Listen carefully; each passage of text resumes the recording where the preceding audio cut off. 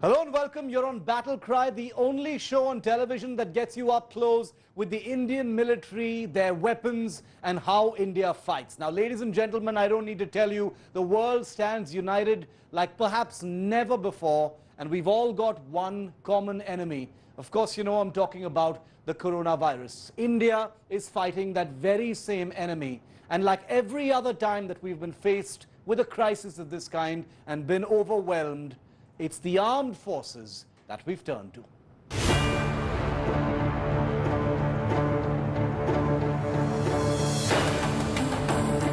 In India's war against the virus, the armed forces are battle ready. They're flying our test kits. They're securing the quarantined. They're innovating to save patients. They're developing safety gear. As India fights a whole new enemy, we turn again to our men and women in uniform. Meet those at the front lines of this fight. The big focus on Battle Cry.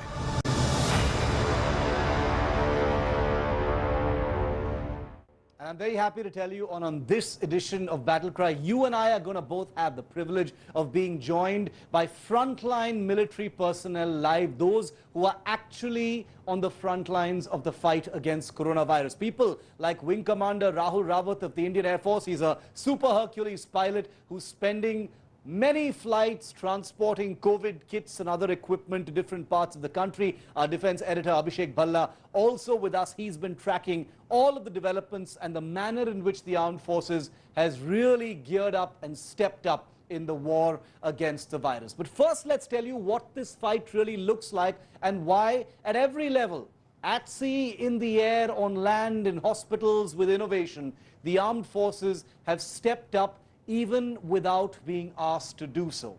This is how the armed forces are helping India fight coronavirus.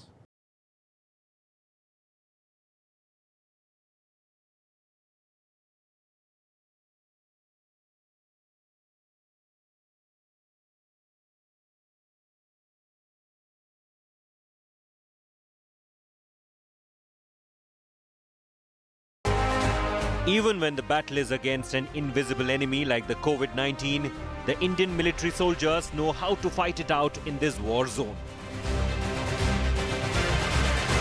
This video made by the army just represents that.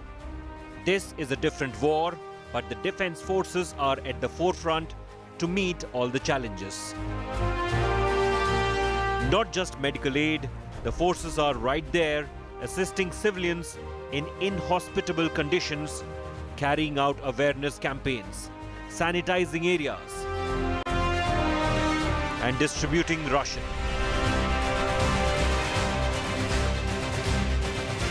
Community kitchens in areas that may be cut off are being run.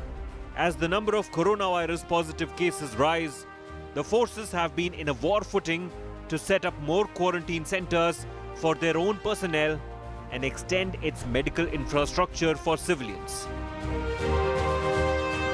An exercise is on to identify additional infrastructure for setting up isolation centers in each station for own personnel. The Indian Army is prepared to extend its network of hospitals and labs to assist civil administration at COVID-19 hotspots. Till now, the Army has been running quarantine centers in Manesar, Jaisalmer and Jodhpur for Indians stranded abroad. As far as the camps are concerned, you are aware we have as on now 6 quarantine camps, which I will say are model camps, because I must accept and hear the administrative authorities, the station commanders who have gone out of the way in providing the best possible infrastructure of the camp. And as on now, we have 1063 inmates of the camps now. The camps were conducted in a very professional manner by our doctors staying there 24/7. There is a plan for augmenting public health experts in severely affected areas if required.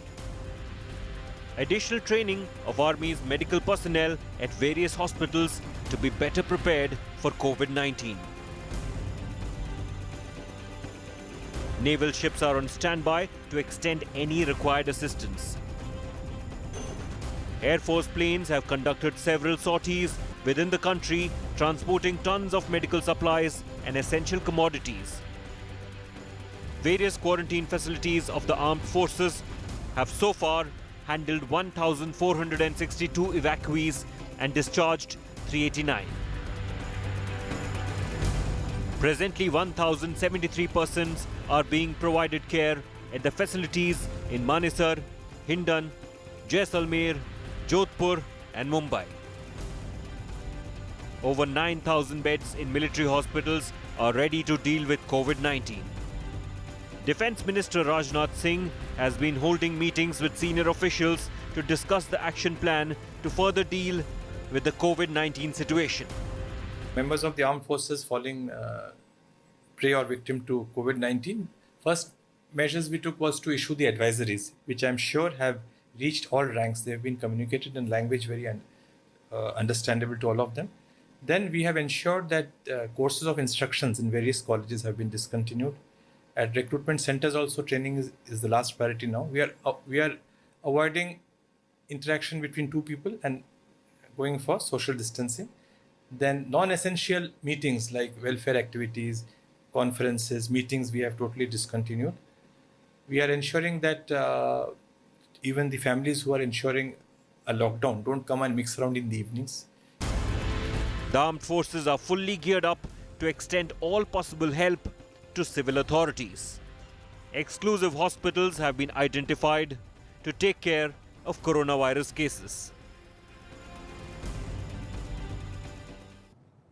My first question is to Abhishek Bhalla, defense editor. Abhishek, the armed forces are already steeped in the fight against COVID-19. Is this likely to get even more intense? They're already doing a lot.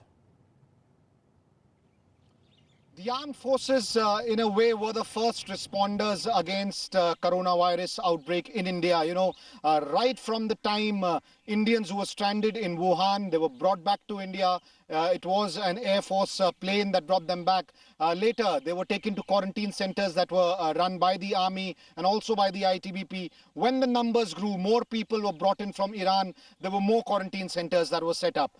That was the first phase of the armed forces being in this battle. And in the second phase, now after the lockdown, we see that the number of these facilities run by the forces has gone up. The forces are providing aid, medical aid. They are providing supplies to civilians in some of the areas. Also in, especially areas like conflict zones like Kashmir and the Northeast.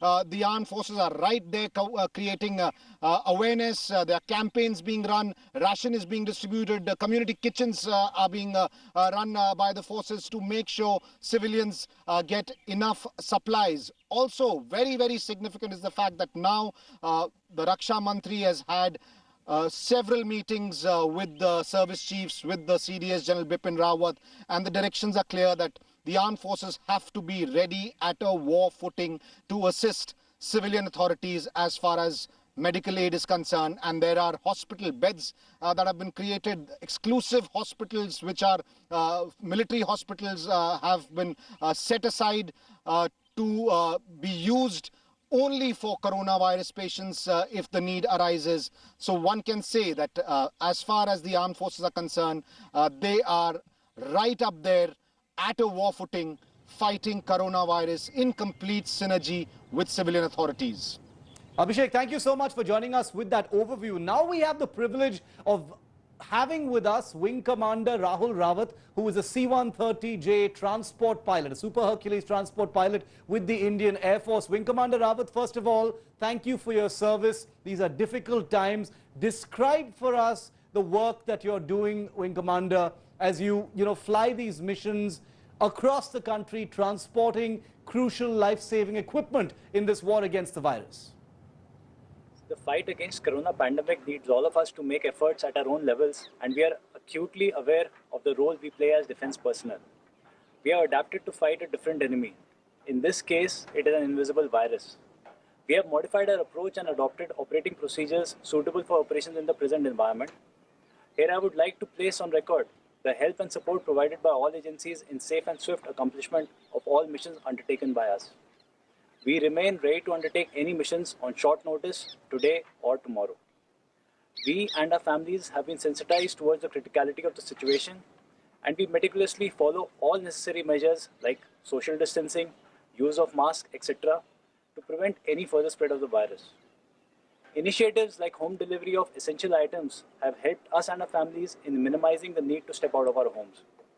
We are also acutely aware of the fact that many people in and around us need our help and support, and we are ready to extend a helping hand whenever required. Now, Colonel Rahul Bose is an officer in charge of an artillery unit that is now governing a quarantine center that the army is running in Jodhpur. And Colonel Bose has had to have a part of his unit's establishments vacated to make way for this particular quarantine facility. Colonel Bose, thank you for your service. A very, very risky, dangerous time for you and your men, as you tend to those who've been infected and those who are suspected to be infected. What's that experience been like, sir? The building that you see behind me was the home of my regiment, but we have happily and proudly vacated the premises and have opened our doors to 275 Indian nationals who have been evacuated from Iran during the ongoing COVID-19 crisis. These 275 people form part of 1,100 people who have been evacuated and have been housed in different army facilities in Jaisalmer and in Jodhpur. The administrative and the medical professionals work tirelessly through the day and through most of the night in ensuring that the evacuees are kept in clean and hygienic environment, are given 3 nutritious meals a day along with tea and refreshments. Their medical checkups are carried out on time. People with comorbidities get their additional medicines. And most importantly, to ensure that the risk of transmission is minimized. We have the honor of also having the commanding officer of that particular unit, INAS 310, the Dornier Squadron in Goa of the Indian Navy. Commander Srivatsa, what's it been like, conducting these missions, overseeing these flights by the Indian Navy, to transport this very crucial cargo of COVID-19 test kits between Pune and Goa? As you are aware that due to the lockdown imposed by the Government of India towards containment of COVID-19 pandemic, basic services such as interstate transportation has been stopped, due to which essential medical equipment required to carry out testing of suspected patients in Goa was not possible. On receiving requests from the state government, the naval authorities in Goa directed INAS 310, the Dornier Squadron in Goa, to transport blood samples of suspected patients from Goa, along with ferry of test equipment and training of doctors at the National Institute of Virology, Pune, at short notice. In addition to the same, similar sorties have been organized or undertaken, rather, to replenish essential medical equipment such as sanitizers, masks, and other personal protection equipment, which could not be otherwise ferried into Goa due to transport restrictions. I'm sure you'll forgive us here on Battle Cry for that audio quality, but as you can understand, those are military officers in their element. They're where they work every day. So it's been a privilege and an honor that they were even able to find the time to join us here on Battle Cry. So we'd like to thank all of them from the 3 services for giving us their time and telling us about the difficult job they do. But it's not just the military here that has this challenge. The biggest symbol of strategic military strength in the world, unless you've already guessed, the big super aircraft carriers of the United States Navy. Even those haven't been spared by the coronavirus. In fact, 4, that's a third of the United States Navy's entire aircraft carrier fleet, or nuclear-powered aircraft carrier fleet, has been debilitated by this virus. Take a look. They are the thundering modern symbol of strategic military power. The true projection of American strength from American shores. But the US Navy aircraft carrier fleet, ever a reminder of the superpower they represent, now stand humbled for the first time in history. The world's current common enemy the novel coronavirus has struck 4 of the US Navy's 11 nuclear-powered supercarriers. An unprecedented crisis that has resulted in evacuations of crew and great disruptions in deployment planning. The latest supercarrier to see a COVID-19 case is the USS Nimitz. The supercarrier that gives its name to this class of giant ship. A sailor has tested positive and been removed from the vessel right before it is set to deploy.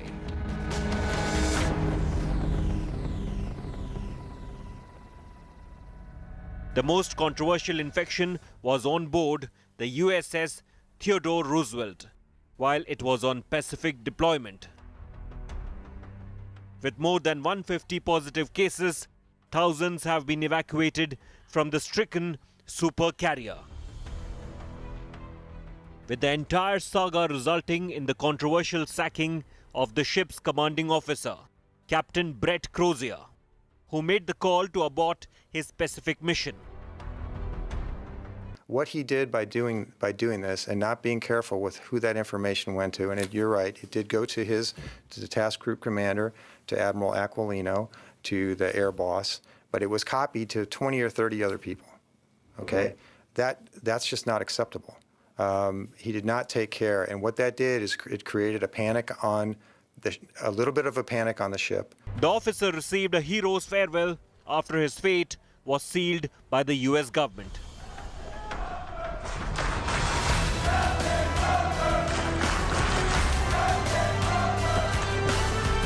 Two more carriers, the USS Carl Vinson and USS Ronald Reagan, on the US West Coast and Japan respectively, have also reported COVID-19 cases, forcing security measures and contact tracing. For all its strength, an aircraft carrier is a nightmare battleground to fight the coronavirus. With over 6,000 personnel on board, this is zero possibility of social distancing. From mealtime to sleep time, to literally any other task on board, it's impossible for crew members to stay apart. Over 1,000 feet long and displacing a mammoth 100,000 tons. These ships also provide unmanageably large areas to sanitize and govern in the case of an outbreak. COVID-19 hasn't just hobbled American supercarriers. French flagship aircraft carrier Charles de Gaulle has also had to cut short a Baltic Sea deployment after 40 crew members have shown coronavirus symptoms.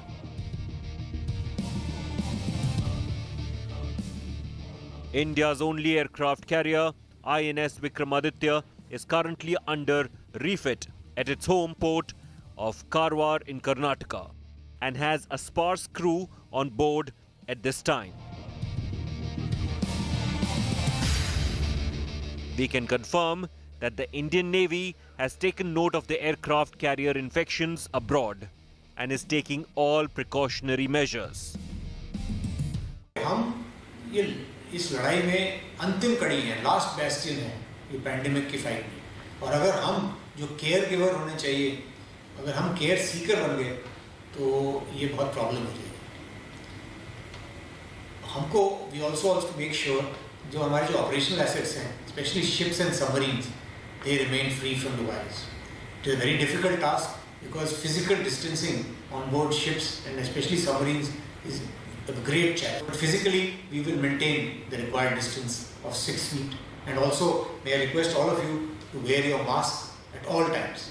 When the dust settles on the COVID-19 crisis, the humbling of these great symbols of strength will not be forgotten.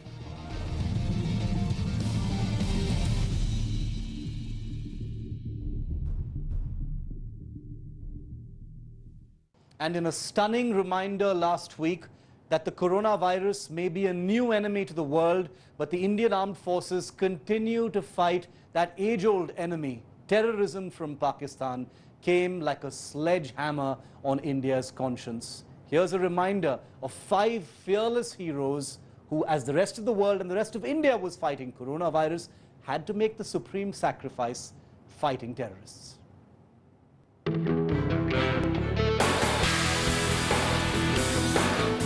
The armed forces are steeped in India's war against the virus. But remember, fighting COVID-19 is not their primary mission. And a country battling with the contagion was rudely reminded of that. You may forget their names in a few days, but remember these faces. Because these men made the supreme sacrifice, fighting terrorist infiltrators at a time when the rest of the world was uniting to fight a disease.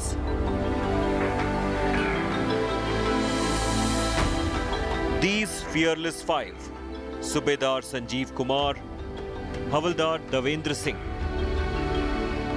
Paratrooper Balkrishan, Paratrooper Amit Kumar, and Paratrooper Chhatrapal Singh, all from the elite 4 Para Special Forces. They were deployed to fight a Pakistan-backed infiltration squad in some of the most hostile terrain known. Here's how it began last Saturday. In this image, you can see the Special Forces warriors jumping from a helicopter into the snow on a hill in Keran sector near the LOC. The snow is nearly waist deep. It took them time to reach the point from where they could engage with the infiltrators. This was the encounter site, snowbound, high altitude, and forbidding beyond imagination. And it is here that the warriors mounted their final mission, managing to kill all of the infiltrators in devastating close combat. But all 5 killed in action too. Only one from the squad of 6 would survive. उनकी बहुत ही ज़्यादा fight हुई और आपस में वो बहुत ज़्यादा गुत्थम-गुत्था की लड़ाई हो गई। तो सुबेदार सिंह जी साहब ने एक टेररिस्ट को बुरी तरह से पकड़ लिया और चिल्ला रहे थे और थोड़ी देर में उनके बड्डी जो है वो भी उनको बचाने के लिए आगे चले गए। जब तक उनको पता नहीं थी कि टेररिस्ट मर गए हैं, बचे हुए हैं, तो उसमें कुछ एक टेररिस्ट छुपे हुए थे।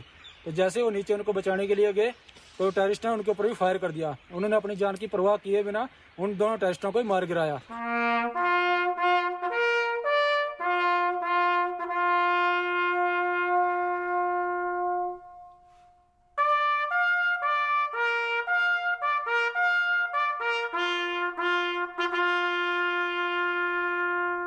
A nation distracted by the corona war would be stunned, sickened that Pakistan would infiltrate terrorists even at a time like this.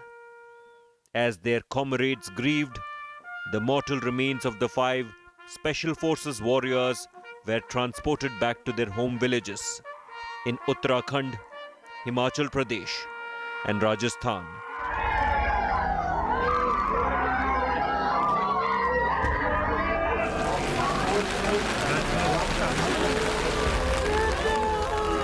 Where grieving families would have no choice but to bid proud farewells to their beloved.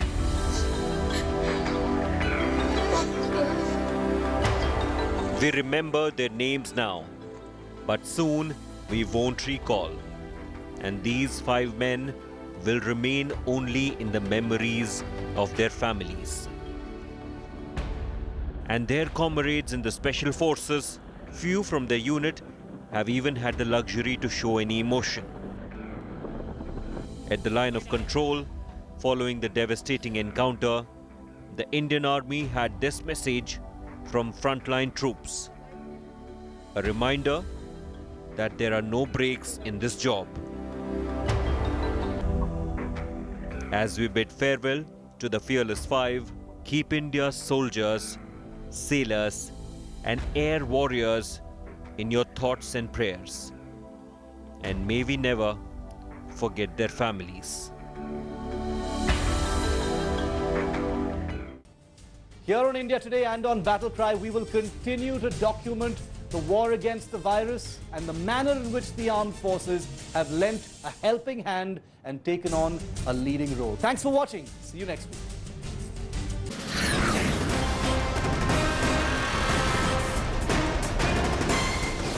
Hello everyone, this is Rahul Kamal here. Hope you enjoyed this video. For the latest news and analysis, like and subscribe the India Today YouTube channel and don't forget to press the bell icon to stay updated.